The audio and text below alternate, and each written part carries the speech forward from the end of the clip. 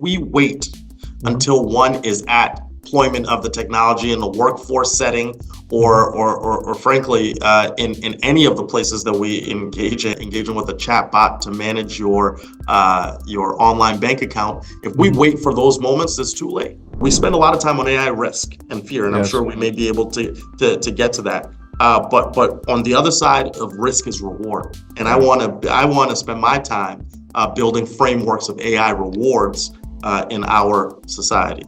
We should not operate from a position of fear here. This is a way for us, frankly, to drive at even a greater equity than we had before. What we need to do is, one, name the problem, make sure that there's representation in these rooms. That is one of the reasons I am behind something like the Lift AI Act. And then three, having broad goals around inclusion. Welcome to the Regulating AI Podcast. Join host Sanjay Puri as he explores the dynamic and developing world of artificial intelligence governance. Each episode features deep dives with global leaders at the forefront of regulating AI responsibly, tackling the challenges using AI can bring about head-on and enabling balance without hindering innovation.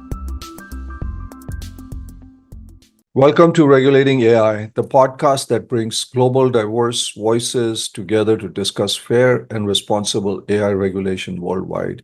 I'm your host, Sanjay Puri, and today we are thrilled to have Congressman Gabe Amo joining us.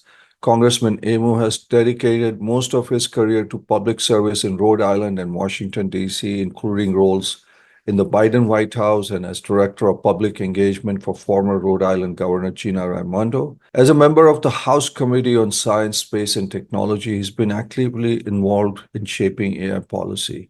Today, we'll explore his views on AI regulation, education, and the future of technology and governance. Congressman, welcome to the Regulating AI Podcast. Thank you for having me on. I'm grateful to have an opportunity to share some thoughts on what I know is such an important topic to so many across the world as it evolves and finds its way into every part of our lives. Wonderful. Congressman, we have a global audience, policymakers, think tanks, entrepreneurs, people who are just fascinated by AI. So for them, can you just tell them a little bit about your journey into public service and how your work has led you to focus on artificial intelligence policy?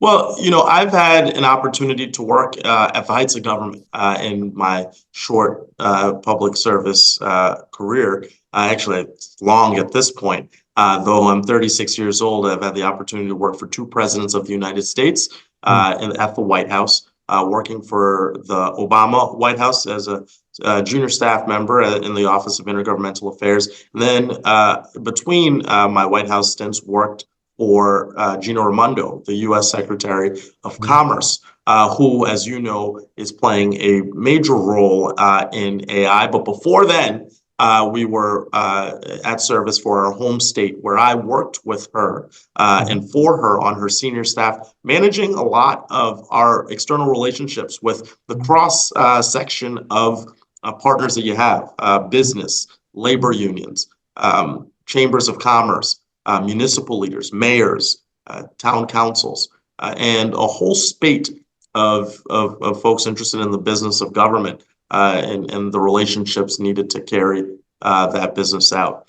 And then I served in the Biden White House, worked on the president's campaign and started from day one on January 20th, 2021, and served until April of 2023 as the Special Assistant to the President and Deputy Director of the White House Office of Intergovernmental Affairs, where I helped provide the perspective of state and local leaders, and then supported those state and local leaders across the country on good days and bad days, emergencies, wildfire, mass shooting, hurricane, building collapse, you name it.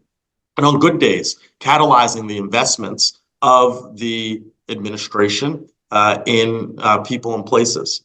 So that was through historic legislation on infrastructure, climate change, and the like. But I also had the opportunity to work on the support of a framework for an AI Bill of Rights for state and local governments to take up. So in that wide experience and having the opportunity to work with state and local leaders and that proximity to making government function, making government respond to crisis, prepare for crisis, and then that exposure to AI via that Bill of Rights framework, I got to be interested in what we will do with one of these most disruptive and meaningful technologies that we will have in our lifetimes. And so that's why when I got to Congress, I dug in. And so as a result of my service on the Science, Space, and Technology Committee, I have a front row seat to the beginnings of the work to make government respond and engage AI accordingly. Oh, that's fantastic. You had such a wide exposure at the local government level, at the federal government level, and even working across with business. So I think that's very, very helpful. But Congressman, you've been a very strong advocate for AI literacy, particularly for young students. Why do you believe it's crucial to start AI education at the K-12 level? Well, I believe that because the future is now. We are in a moment where the speed of technology, the speed of innovation is such that if we wait until one is at the age of deep deployment of the technology in the workforce setting, or frankly, in any of the places that we engage AI, think about engaging with a chat bot to manage your online bank account. If we wait for those moments, it's too late. When the internet came along, right? I sound like an old man when I say that, but I've lived in a pre-internet in the classroom world and a post-internet in the classroom world. Yeah. And it was never one course. It was never something that was compartmentalized and segmented to a particular part of learning. Rather, I remember learning research skills, learning how to develop complementary presentations of information using the tools of the World Wide Web.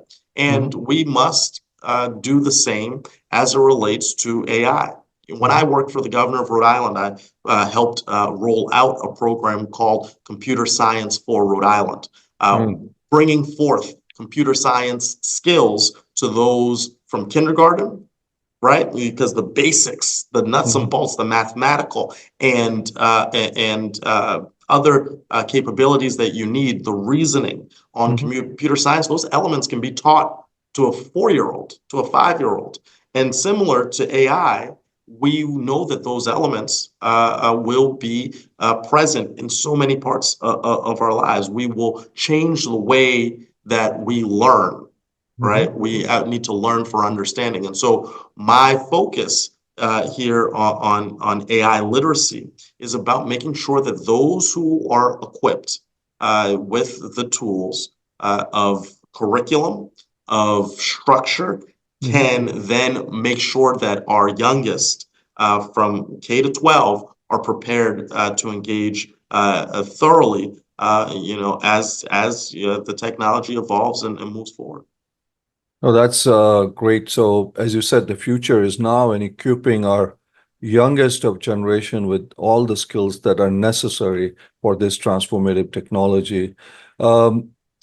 Congressman, the bipartisan LIFT AI Act has gained tremendous support. Can you share with our audience the main objectives of this bill, and how do you foresee it impacting education in the U.S.? Yeah, so the full title is Literacy in Future Technologies, Artificial Intelligence Act.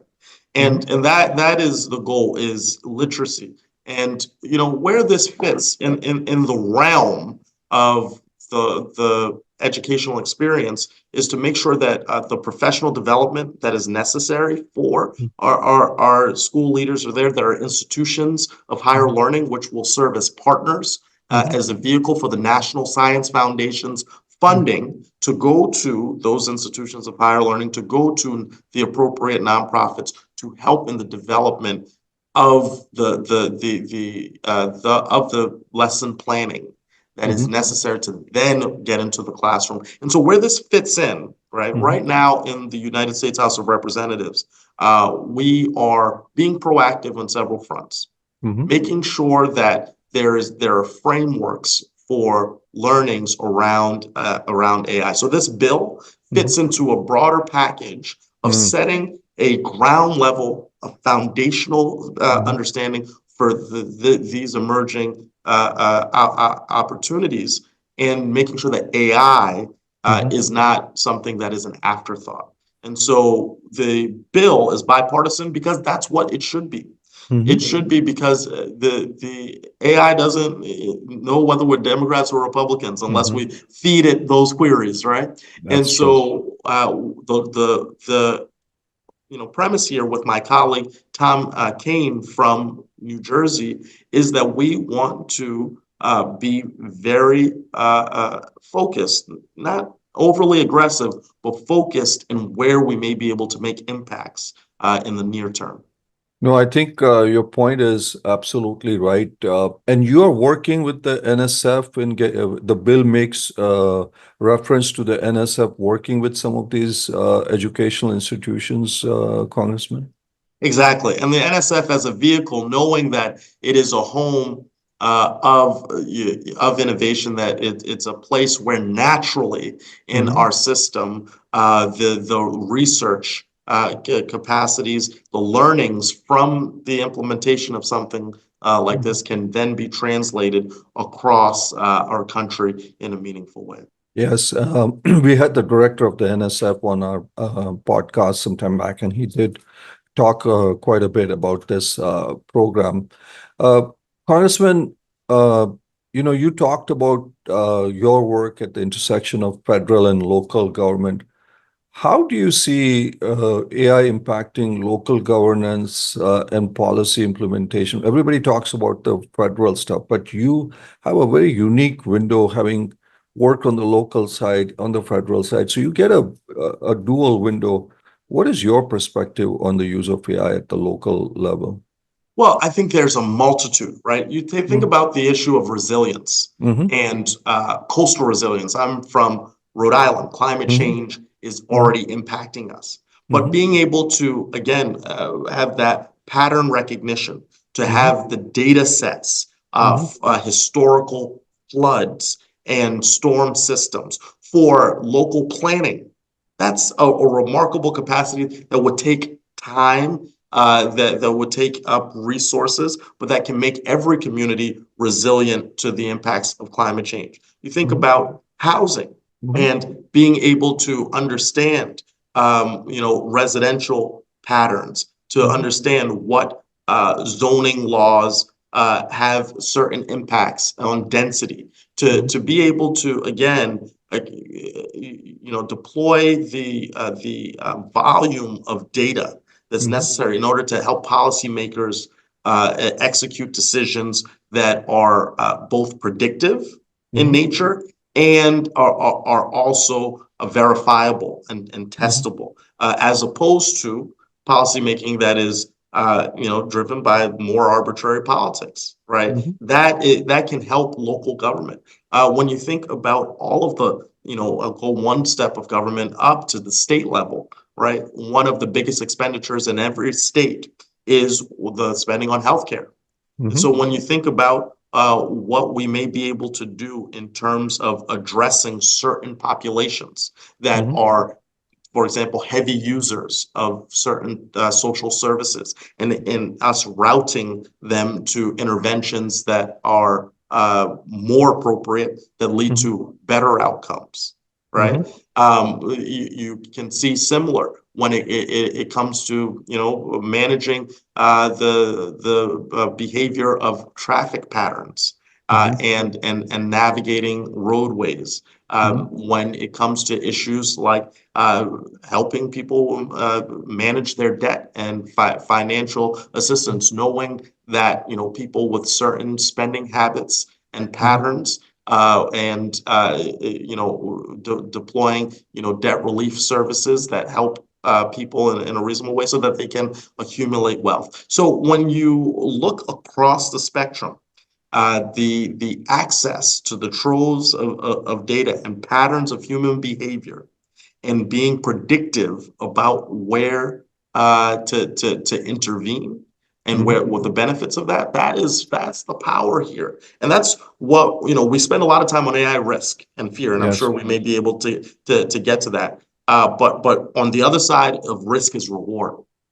And Yeah. I want to spend my time building frameworks of AI rewards in our society. No, I think you make a good point, Congressman, that there are some tremendous opportunities. You talked about climate change, climate resiliency. You talked about traffic. You talked about, education. So lots of opportunities at a local governance level is what you're saying that AI could lead to. And obviously, as you said, there are risks in there. Now, Congressman, when you were at the White House, you worked on several national crises, and you Mhm. kind of alluded earlier to this. How do you see AI playing a role in crisis management moving forward? Well, certainly on weather, that is Hmm. probably the shortest path use, especially when you look at a lot of historical information that we were able to surmise. Right now, as we sit here recording this, there's a hurricane about to hit Yeah. Florida. Yes. And we are thinking about the people there, and we're hopeful that that storm gets weakened and that the Mhm. impacts on the lives of so many are minimal. But I say that knowing that I uh, have been able to see hurricane seasons, flood seasons, deep winters, and using our knowledge of the historical to predict impacts and then lead to greater preparation for local leaders. That's significant. And Mhm. so, that is probably the highest order use that I could see from a disaster Mhm. standpoint. But the other things that are pretty valuable when you think about predicting behavior and also giving a historical background is that in my experience, when you respond to these storms, when you respond to these incidents, people are always seeking information, man on the street, Mhm. right? Who interacts. And so you could see high level functions of people being in situations of crisis and Mhm. being able to survey possible solutions through the tech, right? Mhm. You could see someone experiencing a system of a deep freeze and needing to seek out solutions to address a problem in their home, to contact the appropriate authorities. The whole range of problem identification and analysis changes, and the interventions and who's providing that intervention Mhm. changes as well. So that's from a disaster standpoint, a huge opportunity. So, as you said, identifying the problem and how do you respond, some tremendous opportunities uh, that exist, especially in a disaster crisis perspective. Uh, Congressman, at a recent hearing, you had questioned NIST Director Dr. Locascio about funding for the AI Safety Institute.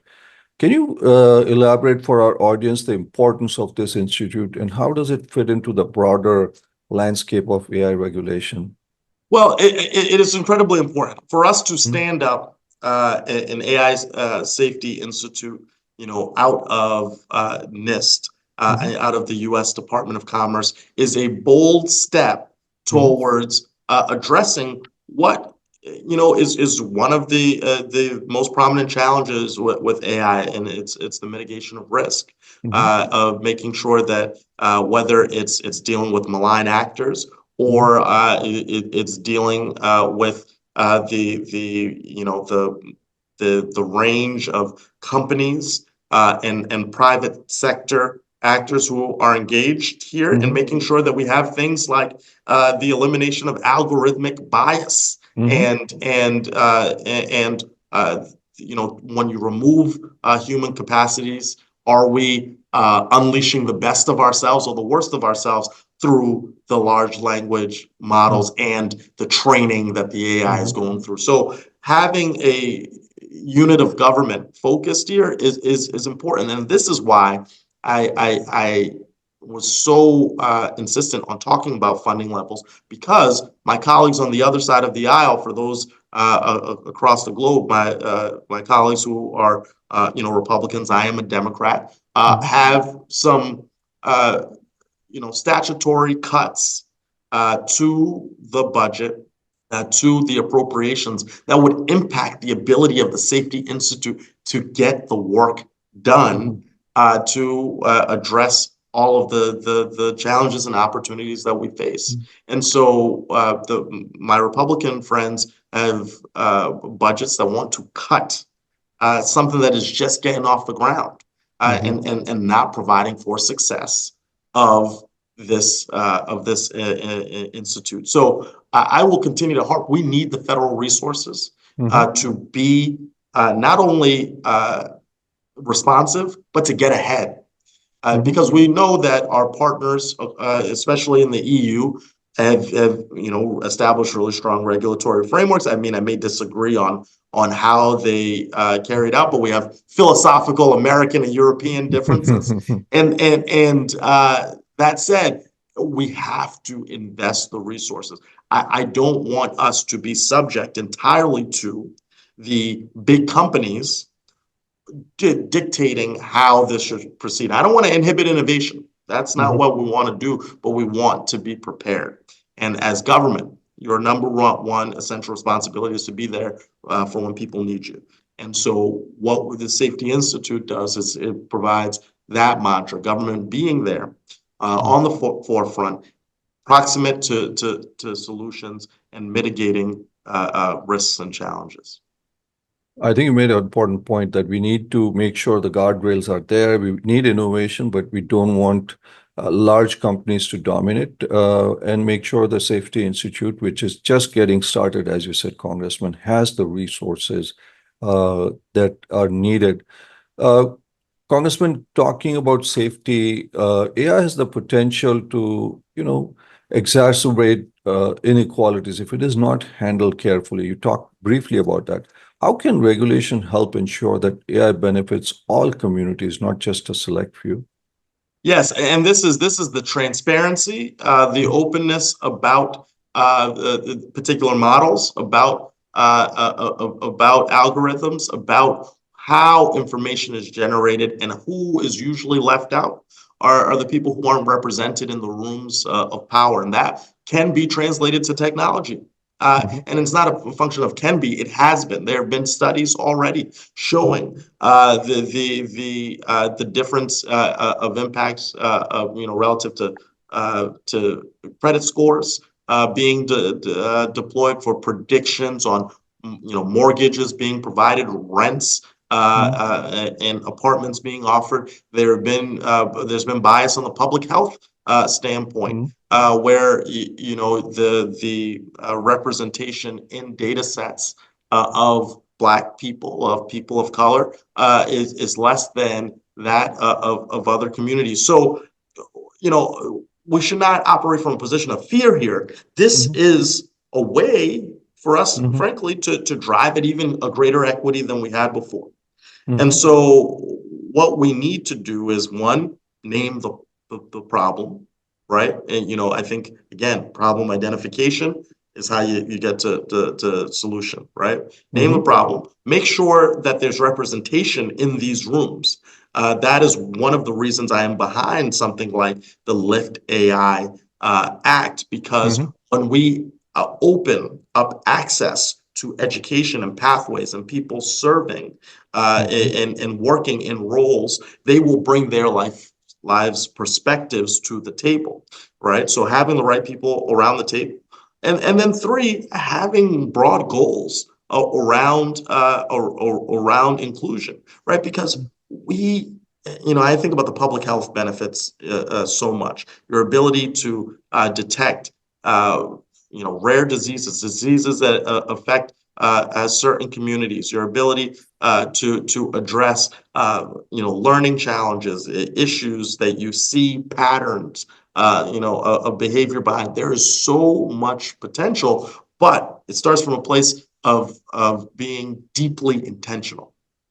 And sometimes, tech is seen as a great equalizer, but it can only be that way if we name it, if we are purposeful, if our steps are ordered towards inclusion at every juncture. Being deeply intentional, I think, Congressman, that's a great important point. It's a great equalizer, but we need to be deeply intentional and transparent. Um, Finally, Congressman, there's a concern over AI-driven misinformation and its impact on our democracy, whether it's non-state actors, foreign actors, internal, whatever. How do you think, and we have an election coming up pretty soon, how do you think regulations can address this issue? Yes, I believe that this is one of our biggest threats this year is mis and disinfo. And it's a function of, a broader attack on truth. It's nothing new in this world. We've always had varying degrees of tabloid, of speculation, of falsehood being propagated around critical moments. However, this time is unique.